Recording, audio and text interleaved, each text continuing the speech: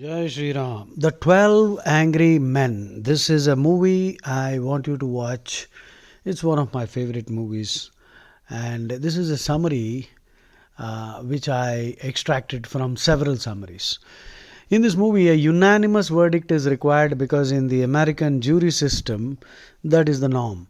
Unanimous means without any disagreement. All the 12, if it is a petit jury, small one, 12 jurors will be there. It is a grand jury, 23 jurors will be there. For a big case, there is a grand jury.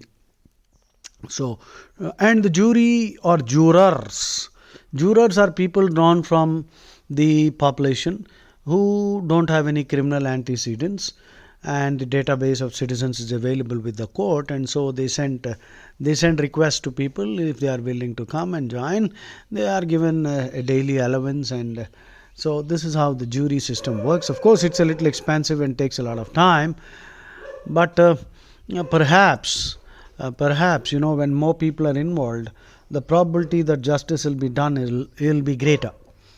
In India, we had this jury system after that incident, that movie you must have seen. Uh, uh, that Nanavati murder case, I think the Hindi movie also came. And so after that, for some strange reason, anyway, it's expensive. It takes a lot of time. I think it's a good thing that we removed it. Now let's quickly run through the summary. The defense and prosecution have rested, and the jury is filing into the jury room to decide if a young Spanish American is guilty or innocent of murdering his father. What begins as an open and shut case of murder soon becomes a mini drama of each of the jurors' prejudices and preconceptions about the trial. A guilty verdict means an automatic death sentence. Now, open and shut case means a case in which the evidence is so clear that there's hardly any need for deliberation. The defendant, which is the accused, has a weak alibi. An alibi is an excuse. That means at the time of the crime, he was somewhere else.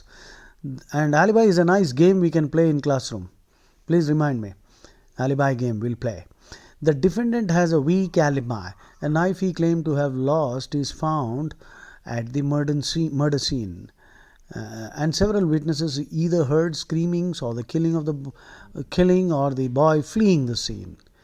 11 of the jurors immediately vote guilty. Only juror number 8, Mr. Davis, casts a not guilty vote. At first, Mr. Davis bases his vote more so for the sake of discussion. After all, the jurors must believe beyond a reasonable doubt that the defendant is guilty. As the deliberations unfold, the story quickly becomes a study of the jurors' complex personalities, which range from wise, bright, and empathetic to arrogant, prejudiced, and merciless.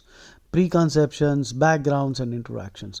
That provides the backdrop to Mr. Davis's attempts in convincing the other jurors that a not guilty verdict might be appropriate. One juror, Henry Fonda, despite his own feeling that the defendant is probably guilty, feels that the facts at very least merit a cursory review before the jury hands in a guilty verdict. His insistence on a brief examination of the case seems to rub many on the jury the wrong way, as they continue to see the matter as open and shut. Fascinatingly, in examination of the testimony and facts of the case, the experiences, personalities, attributes, limitations, and biases of the individual jurors weave in and out of the deliberation process, at times to its benefit and at times to its detriment. To the benefit of the deliberation process, 1. The elderly juror, Joseph Sweeney, is the only one that can see a possible motive explaining why an elderly witness may have misled the court in his testimony. The second one, Jack Klugman, who grew up in a rough neighborhood where he witnessed numerous knife fights, is the only one who sees a problem in assuming that the defendant made the stab wound found.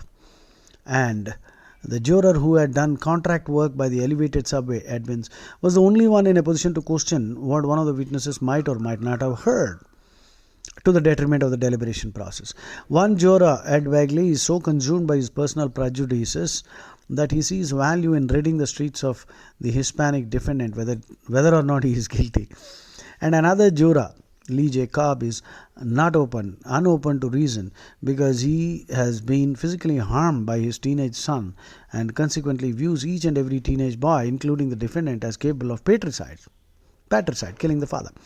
The number of obstacles on the path of the honest assessment of the facts is a constant threat to the deliberation process. Will this jury decide, or will it be a hung jury?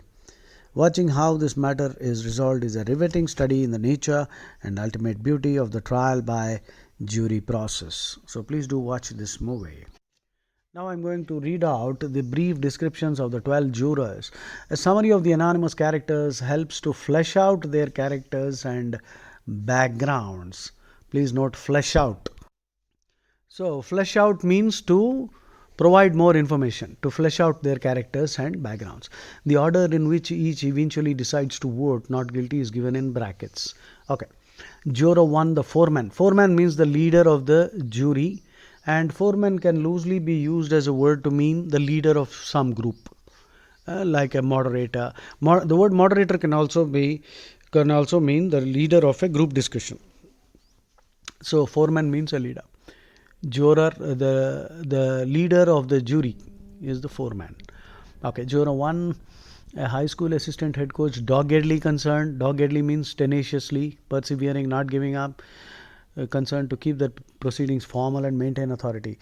Easily frustrated and sensitive when someone objects to his control. Inadequate for the job as a foreman.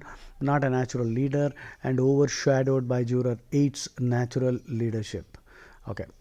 Juror 2, a wimpy. Wimpy means a pushover, one who can be pushover, who can be kicked around, and he will do what you tell him to do. Spineless fellow. Milk toast. Milquetoast. Milk toast.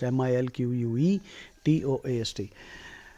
A wimpy, balding bank clerk, teller, easily persuaded, meek, hesitant, goes along with the majority, eagerly offers cough drops to other men during tense times of argument. Better memory than number 4 about the film title. Okay, juror 3 runs a messenger service, the beck and call company, a bullying, rude and husky man, extremely opinionated. Opinionated means stubborn and biased, completely intolerant, forceful and loudmouth, temperamental. Temperamental means very moody and vengeful, seeking revenge. Estrangement, being separated from his own teenage son, causes him to be hateful and hostile toward all young people and the accused. Arrogant, quick-angered, quick to convict, and defiant until the very end. Juror 4, a well-educated, smug and conceited. Smug itself means conceited. Smug means a person who thinks too much of himself. Well-dressed stockbroker, presumably wealthy, studious, methodical, possesses an incredible recall and grasp of the facts of the case. Commonsensical, dispassionate, cool-headed and rational, logical, yet stuffy and prim. Prim means, very fussy. Prim and prissy and proper, often displays a stern glare, treats the case like a puzzle to be deductively solved rather than as a case that may send the defendant to death, claims that he never sweats. Okay. Juror 5, naive, insecure, frightened, reserved, grew up in a poor Jewish urban neighborhood, and the case resurrected in his mind that slum-dwelling upbringing. A guilty vote would distance him from his past. Nicknamed Baltimore by Juror 7 because of his support to the Orioles. Okay. Juror 6, a typical working man, dull-witted, experiences difficulty in making up his own mind. A follower, probably a manual laborer or painter, respectful of older juror and willing to back up his words with fists. He wants to fight it out. And juror 7, clownish, impatient salesman of marmalade the previous year, a flashy dresser, gum-chewing, obsessed baseball fan who wants to leave as soon as possible to attend the evening game, throws wadded-up paper balls at the fan, uses baseball metaphors and references throughout all his statements. He tells the foreman to stay in there and pitch. Lacks complete human concern for the accused and for the immigrant juror. Extroverted, keeps up amusing banter and even impersonates James Cagney at one point. Votes with the majority. Juror 8, that is Henry Fonda, the hero. An architect instigates a thoughtful reconsideration of the case against the defendant, symbolically clad in white, a liberal-minded, patient, truth and justice seeker who uses soft-spoken, calm, logical reasoning, balanced, decent, courageous, well-spoken and concerned. Considered a do-gooder. do-gooder who is just wasting other people's time by some of the prejudiced jurors. Okay, juror 9, the eldest man in the group, white-haired, thin, retiring and resigned to death, but has a resurgence of life during deliberations. Soft-spoken but perceptive, fair-minded.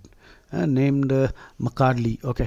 Juror 10, a garage owner who simmers with anger, bitterness, racist, bigotry, nasty, repellent, intolerant, reactionary, and accusative. Segregates the world into us and them, needs the support of others to reinforce his manic rants. Manic rants. Juror 11, a watchmaker speaks with a heavy accent of German European descent, a recent refugee and immigrant, expresses reverence and respect for American democracy, its system of justice, and the infallibility of the law.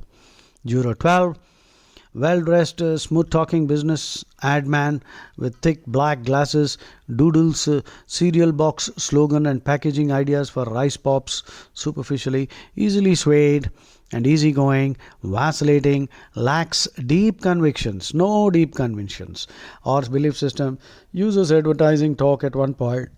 Run this idea up the flagpole and see if anybody salutes it. So this is a very lovely movie. Please do watch it. And if you are a GRE aspirant or if you simply want to improve your English, listen to me as I read, and even you must try reading with the right kind of inflection, intonation. That means you pause and raise the pitch and raise the volume at certain points to make the audio sound more understandable, make the test more understandable. Okay, Jai Shri Ram, please watch this movie, The 12 Angry Men.